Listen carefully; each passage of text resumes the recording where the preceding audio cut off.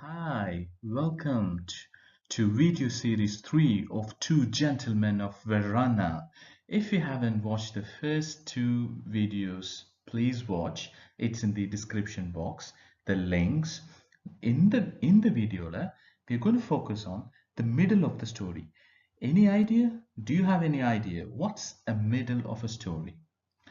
So, as usual, we start with vocabulary words, look at the pronunciation, learn the meaning of the words, and then we move on to reading. So, also, we're going to focus on this question. What were the jobs undertaken by the two little boys?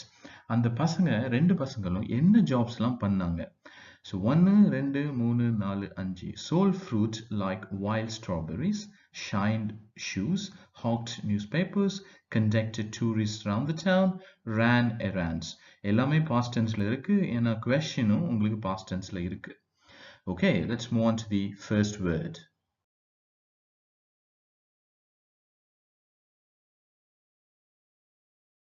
Before we look at the first word, a small introduction. I'm Praveen. I've been teaching in an international university quite some time. This new syllabus, Tamil Nadu new syllabus, is really a challenging one. There are a lot of interesting things: vocabulary, synonyms, antonyms, paragraph writing, 3 or 4 sentences, grammar, then you got reading. It's got a lot of things. இதுல ரொம்ப பிடிச்ச விஷயம் என்னன்னா they haven't given importance to memorization. நீங்க மனப்பாடம் பண்ணி தான் English எழுதணுங்கிறது இல்லாம புதுசா ட்ரை பண்ணியிருக்காங்க. So congratulations. The first word, slackened.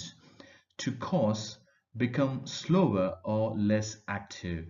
So ஏதோ ஒரு விஷயம் நல்லா நல்லா வேகமா ஜாப் பண்ணிட்டு இருக்கீங்க, திடீர்னு நீங்க ஸ்லோ ஆயிடுறீங்க. மேபி நீங்க டயர்டா இருக்கலாம், இல்ல மேபி ஏதாவது phone call இருக்கலாம், but whatever reasons, for some reasons you become slower.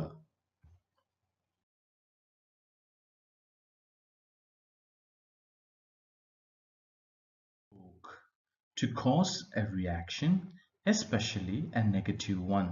ஏதோ ஒரு விஷயம் செய்றீங்க, அது உங்களுக்கு நெகட்டிவா முடியுது. ஒரு நாய் அமைதியா தூங்கிட்டு இருக்கு, கல்ல தூக்கி போடுங்க, என்ன ஆகும்? செக் பண்ணி பாருங்க. அதான் provoking an animal.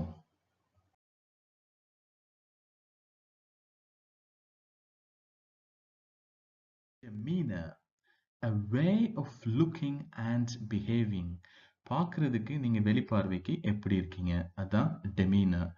இப்போ நம்ம இந்த கதையில ரெண்டு பசங்களை பார்க்கிறோம். அவங்க வெளிப்பார்வைக்கு எப்படி இருந்தாங்க, அவங்களோட demeanor எப்படி இருந்துச்சு சொல்ல முடியுமா? Okay, next word.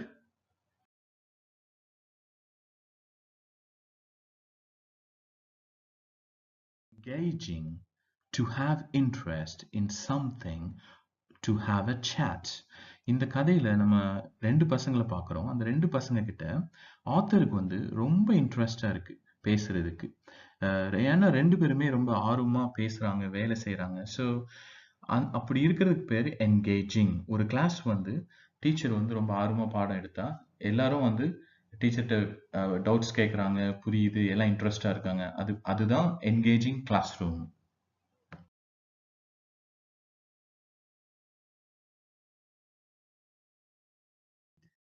Depend on or trust someone or something. ஒரு டீம் இருக்கு, அந்த டீம் வந்து எல்லாருமே ஒவ்வொருத்தரை நம்பி இருக்காங்க. They rely on others. So that's relied.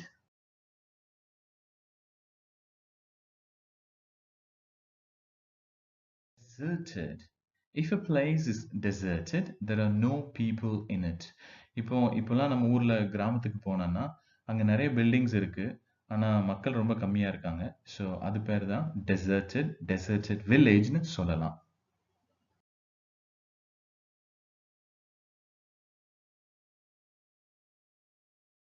To leave one's country permanently and go live in another country. ஒரு இடத்துல இருந்து, ஒரு நாட்டுல இருந்து இன்னொரு நாட்டுக்கு போய் அங்க செட்டில் ஆகுறது, அங்க சிட்டிசன்ஷிப் வாங்கி இருக்கிறது பேர் emigrate.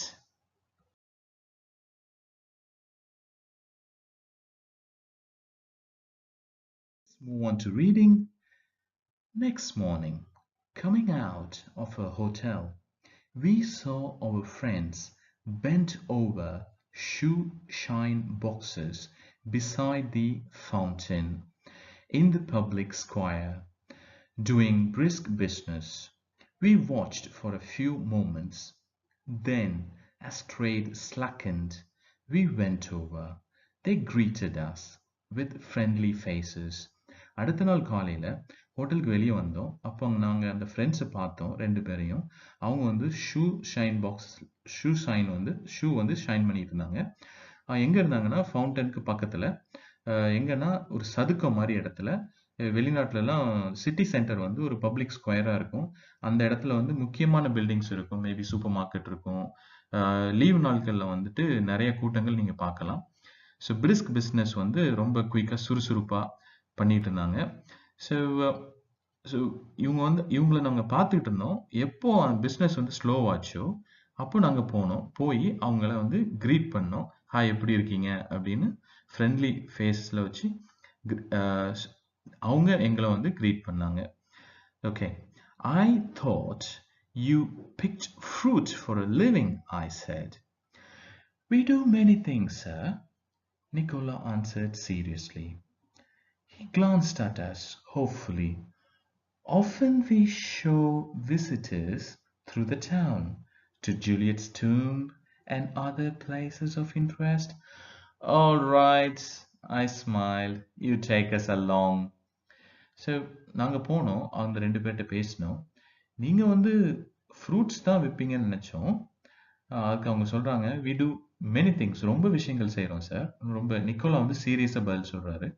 ஸோ அவர் வந்து நிக்கோலா எங்களை பார்த்துட்டு சொல்கிறாரு ஆர்வமாக, ஹோப்ஃபுல்லி, சார் நாங்கள் வந்து எல்லாத்தையும் வந்து இந்த நீங்கள் புதுசாக இருக்கீங்க, எல்லா விசிட்டர்ஸையும் வந்து நாங்கள் டவுனை சுற்றி காமிப்போம். குறிப்பாக ஜூலியட் ஸ்டூம்னு உடனே நீங்கள் ஜூலியஸ் சீசர் இல்லை, இது வந்து ரோமியோ ஜூலியட் கதையில் ஜூலியட்டோட சமாதி இருக்கிறதா சொல்கிறாங்க. பட் இது வந்து அந்த கதையே வந்து உருவாக்கப்பட்ட கதை தான்.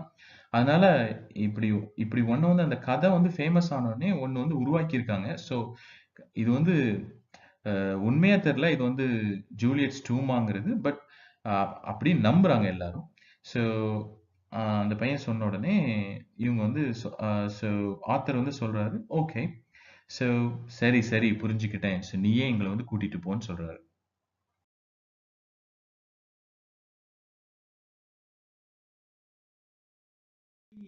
Made the rounds. My interest was again provoked by their remarkable demeanor. They were childish enough, and in many ways quite artless. Jacobo was lively as a squirrel. Nicolo's smile was steady and engaging.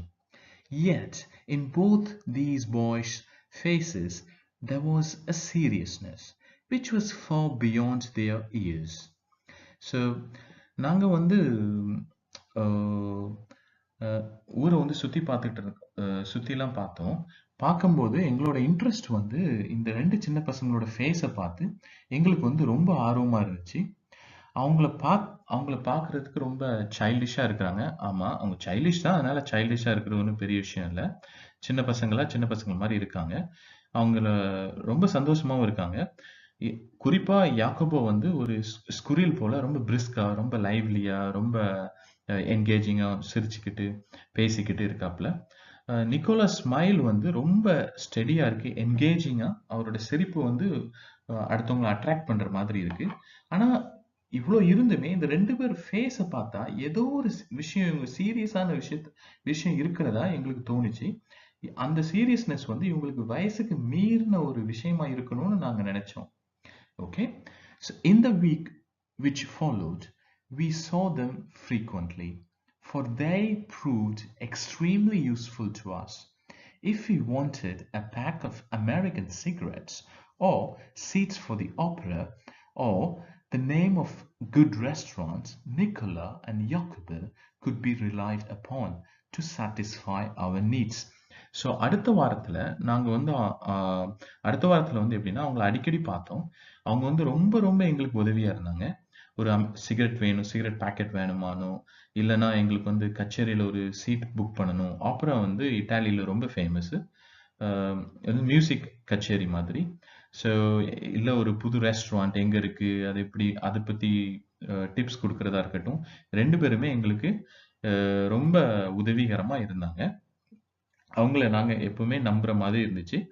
So இந்த இதை பொறுத்த வரையில நம்ம lively as a squirrel, இது வந்து simile, because you got asங்கிற வார்த்தை இருக்கு, as இல்லை like simile. அதுக்கப்புறம் childish enough, adjective, அதுக்கப்புறம் enough இருக்கு, இது ஒரு கிராமர் இருக்கு. அப்புறம் frequently, suffix ly, extremely ly. இதுவும் இந்த விஷயங்கள்லாம் முக்கியம், ஏன்னா மாடல் கொஸ்டின்ல இதுவும் இருந்த மாதிரி ஒரு ஞாபகம். Okay, let's move on to the next one.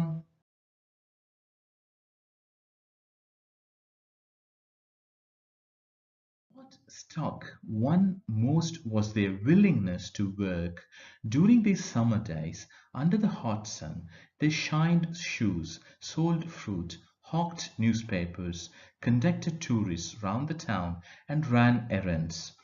One night we came upon them in the windy and deserted square, resting on the stone pavement beneath the lights. Nicholas sat upright, tired. A bundle of unsold newspapers lay at his feet. Jacobo, his head resting upon his brother's shoulder, was asleep. It was nearly midnight. ரொம்ப யோசிக்கிற விஷயம் என்னன்னா, அவங்களோட ஆர்வம் வந்து எங்களுக்கு வந்து ரொம்ப சந்தோஷமா இருந்துச்சு. அஹ் அது வந்து எப்படின்னு எங்களுக்கு புரியல. குறிப்பா வெயில் நாட்கள்ல அவங்க வந்து அந்த வெயில்லையும் ஷூ வந்து ஷைன் பண்றாங்க, ஃப்ரூட்ஸ் செல் பண்றாங்க, அப்புறம் நியூஸ் பேப்பர் கத்தி கத்தி விற்கிறாங்க, அதுக்கப்புறம் டூரிஸ்ட்டை வந்து சுத்தி காமிக்கிறாங்க, சின்ன சின்ன வேலை சொன்னா செய்யறாங்க. அதுக்கப்புறம் ஒரு நாள் நைட்டு வந்து ரொம்ப காத்தடிச்சிட்டு இருந்துச்சு. ஆனா அப்போ வந்து அந்த சதுக்கத்துல யாருமே இல்லை, டெசர்டடா இருந்துச்சு.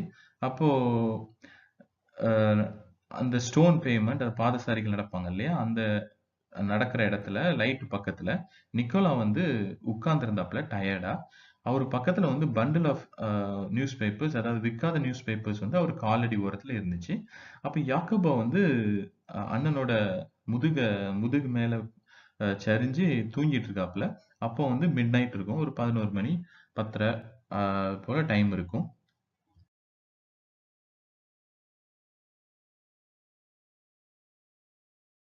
Why are you so late, Nicola? Waiting for the last bus from Padua, sir. We shall sell all our newspapers when it comes in. We are not complaining, sir. But next morning, when I went over to the fountain to have my shoes shined, I said, Nicola, the way you and Jacobo work, you must earn quite a bit. You spend nothing on clothes, you eat little enough. When I see you have a meal, it's usually black bread figs. Tell me, what do you do with your money? Okay, so எதுக்கு வந்து நீங்க ரொம்ப லேட்டா இருக்கீங்க Nicolas? ஏன்னா வந்து இவ்வளோ time ஆயிடுச்சு, மிட் நைட் ஆயிடுச்சு, 11:30 12 ஆயிடுச்சு. ஓகே, ஸோ அதுக்கு அவர் சொல்றாரு, நாங்க இப்போ கடைசி பஸ் படுவாலேருந்து வரும் சார். அதை வந்து அதுல வந்து நாங்க விற்காத நியூஸ் பேப்பர் வித்துட்டு நாங்க கிளம்பிடுவோம். எங்களுக்கு ஒரு பிரச்சனை ஒன்றும் இல்லை. அடுத்த நாள்ல வந்து நான் வந்து ஃபவுண்டன் போனேன், ஷூ வந்து ஷைன் பண்ணும்போது அவர்கிட்ட கேட்டேன், நிக்கோலா, ரெண்டு பேரும் இப்படி உழைக்கிறீங்களே, நீங்க நல்ல காசு சம்பாதிக்கணுமே, ஆனா ஒரு காசையும் நீங்க துணிக்கெல்லாம் செலவழிக்க மாட்டேங்கிறீங்க, கொஞ்சமா சாப்பிடுறீங்க. நாங்க உன்னை பார்க்கும்போது நீங்க சாப்பிட்ற சாப்பாடு வந்து யூஸ்வலா வந்து பிளாக் பிரெட், உரோட்டி பிரெட்டும், அதுக்கப்புறம் ஃபிக்ஸும் தான் இருக்கு, அத்திப்பழம். ஸோ சொல்லுங்க, நீங்க இவ்வளோ காசை என்ன பண்ணுவீங்க? ஸோ இதில் வந்து என்ன விஷயம்னா, இதில் நம்ம பார்க்க போகிறது இந்த பிளாக் பிரெட். ஸோ adjective, அதுக்கப்புறம் noun, இது ஒன்று. அதுக்கப்புறம் earn quite a bit, quite a bit, habitங்கிறது adjectiveக்கு அப்புறம் வந்திருக்கு. அதுக்கப்புறம் phrasal verbs ஏதாவது இருக்கா இங்கே பார்த்தோம்னா? Okay, so let's see the next one.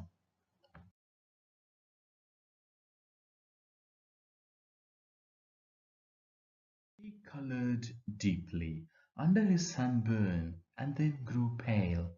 He looked to the ground. You must be saving up to emigrate to America, I suggested. He looked at me sideways and spoke with an effort. We should greatly like to go to the States, but here, at present, we have other plans. What plans? He smiled uncomfortably. Just plans, sir, he answered in a low voice. Okay so அந்த கேள்வி கேட்டோடனே அவரோட மூஞ்சி வந்து மாறி வெளியே போச்சு. So அவர் கீழே பார்த்துக்கிட்டே சொன்னார். கீழே பார்த்துட்டு இருக்கும்போது நான் சொன்னேன், சரி அமெரிக்காவுக்கு வந்து நீங்கள் வந்து இடம் மாறுறதுக்கு வந்து நீங்கள் அந்த அளவுக்கு காசு சம்பாதிக்கிறீங்க இல்லையா அப்படின்னு கேட்கும்போது அவர் வந்து கீழே பார்த்துக்கிட்டே சைடில் பார்த்துட்டு ரொம்ப தெளிவாக பதில் சொன்னார். எங்களுக்கு ஆர்வமா தான் இருக்கு அங்க போறதுக்கு. ஆனா இப்போ நாங்க வந்து இங்க எங்ககிட்ட ஒரு பிளான் இருக்கு. என்ன பிளான் கேட்காரு. கேட்டா அவங்க அவருக்கு வந்து நிக்கோலாவுக்கு வந்து சொல்றதுக்கு விருப்பம் இல்ல. ஆனா ஸ்மைல் பண்றாரு. என்ன பண்றது? ஸ்மைல் பண்றாரு அன்கம்ஃபர்டபுளா. ஜஸ்ட் பிளான் தான் சார் அப்படின்னு ரொம்ப லோ வாய்ஸ்ல சொல்றாரு.